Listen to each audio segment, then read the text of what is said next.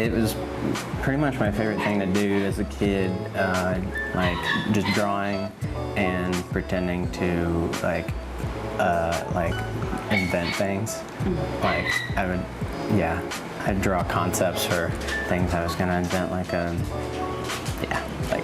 I'd be like, I'm building a robot, and I'd just like find a little chip and put it on the cardboard box, be like, it's not moving, but I swear it was doing it before. My kind of like favorite aunts are both artists, and so I was like, wow, how do you do the thing? You know, how do you do the things that you do? This is so amazing. Like you take a piece of clay and then you make it this beautiful thing. It's just, it was inspiring to me. So as early as I can remember, I was like, doing things like drawing and sketching and painting, and it was kind of like my escape from the chaos of the world. My name is Laurel Nobilette, and I am a multimedia artist. And my name is Sean Tierney, and I'm a multimedia artist.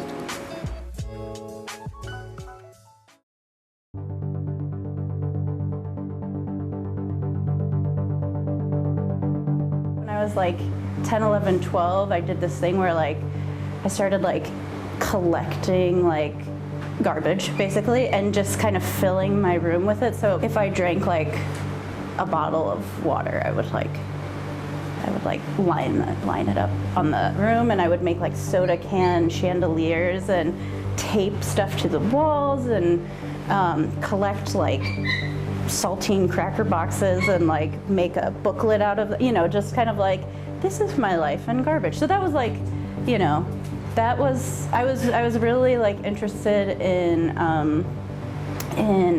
like throwaway culture and like, things that like mass production and like why or what, but also like facing those sorts of things and facing those sorts of realities, like why have we created this world for ourselves?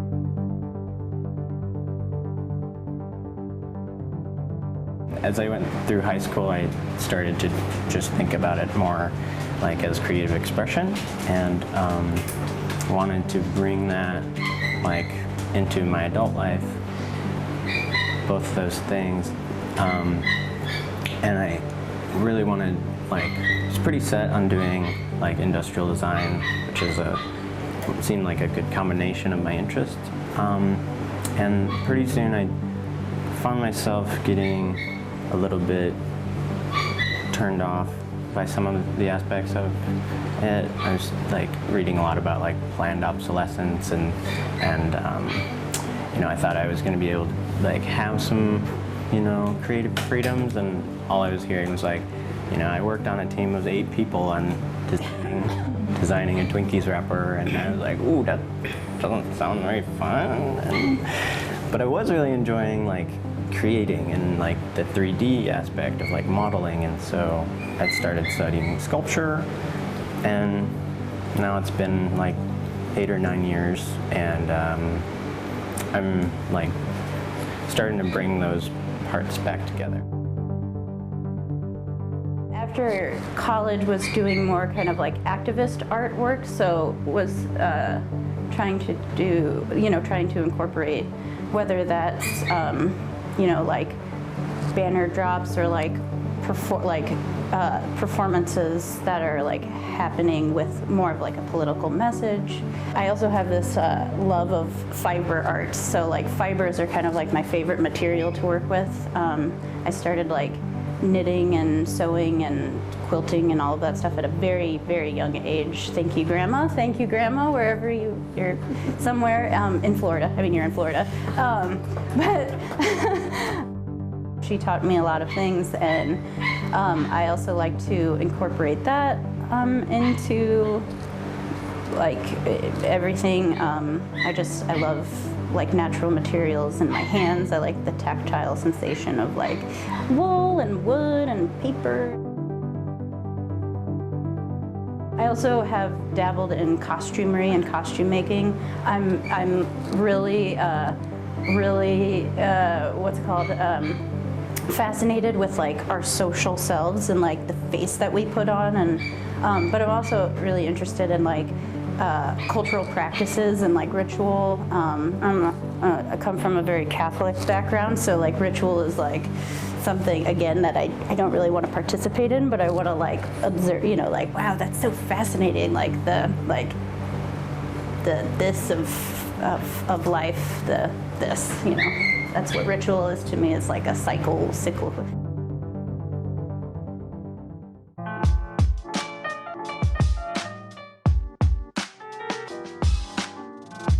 We bumped into one another a few times at this house that you were living at and I was working at, right? Kind of like a cooperative living situation. That also had a bike shop. It was like a little community house that also had a bike shop, and Sean worked as a mechanic, and I would sometimes pop in and be like, hey, you.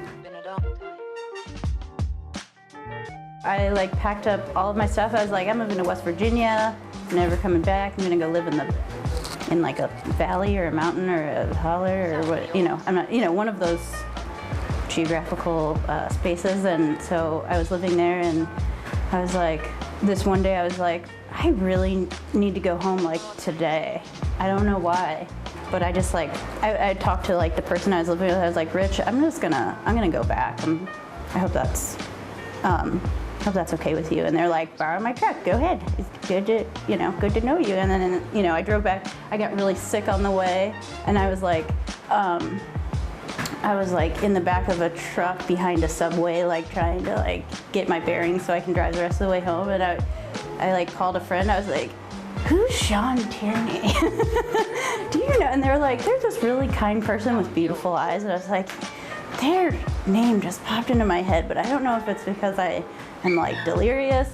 Anyway, then I get home, and Sean Tierney is in the driveway. And I was like, it's you from my fever dream. And then we hugged, and it was like, all right, the spark has been ignited, or the fire has been lit, or something happened. And we started like hanging out, and then we also started doing, the creative stuff just started pouring out. I think I was still like working on costumes, so we like, you know, doing costume stuff. We bought a school bus that we were like, we're gonna turn this into something, and you know, started like gutting it and working on turning it into something, and then we're still working on turning it into, it's like been gutted and re-gutted like many times, because we're just like not sure what to do with it. It's a bus, I don't know what to do with it. And then we would do like little things, like I remember one time we went to what was Flying Machine, and we sat there, and we just were like, we're just gonna sit here and cover our heads in tape, and you know, just see if anybody says anything, like, hey, are you okay? Like, we're just like sitting there like covering our heads in clear tape and just like trying to carry on. And I was like, yep, this is my like, just not only like artistic partner, then, you know, that shifted into another, we have a child together, so we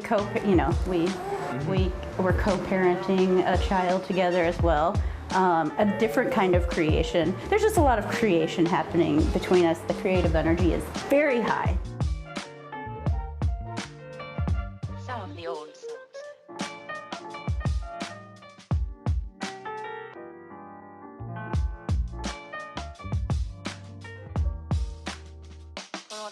So what kind of like prompted Let It Go? I don't remember. I think we were moving, and we were in this like in-between place, like between renting and moving in here, and we were staying with friends and living in their basement in the winter. So we were like very much hibernating and thinking like, wow, we just have stuff. We have so much stuff. And we started like listening to these like podcasts and reading these like articles about like materialism and stuff, but found them very unsatisfying, because it was very much like self-improvement, which is important, but we wanted something just a like step up from that sort of thing. So that was, we were kind of like, yeah, it would be, we are I think we're both like drawn to the idea of like a shared resource economy. So instead of like, because you know, we're both of the mind that like the current kind of like economic and social structure that we have now is like, it's not working. For all time's sake.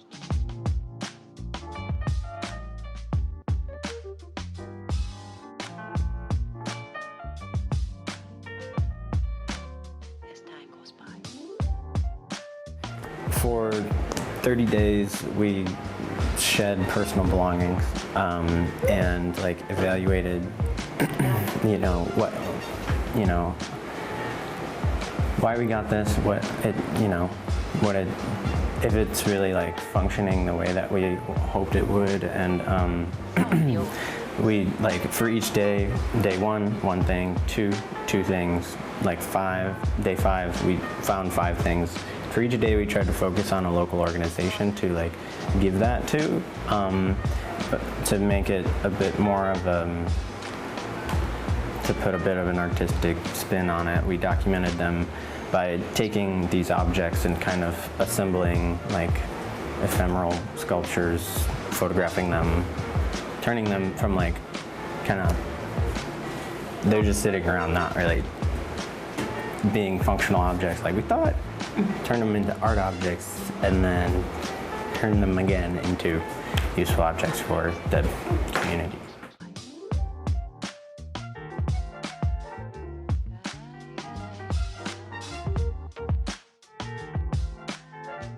It's been a long time.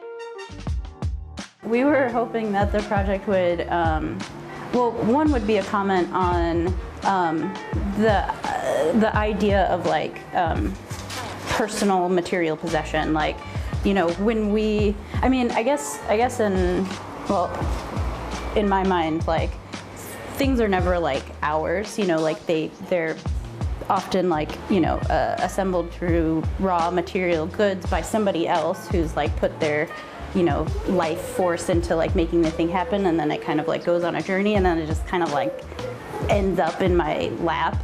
I don't really think of it as mine. It's like I'm using this for like, you know, whatever time period. Sometimes that time period is a lifetime, but sometimes it's like, you know, I just need this for right now, and I don't really feel like I should hold on to it. So that's why it's like, you know, the idea is like let it go. So it's like we're trying to get like, you know, stimulate a kind of like shift of perspective where like, you know, people are viewing these things more as like collective ownership, and then also trying to strengthen a local shared resource economy where things are more like moving kind of in these cycles rather than like creation, ownership, dump, landfill, sort of direction.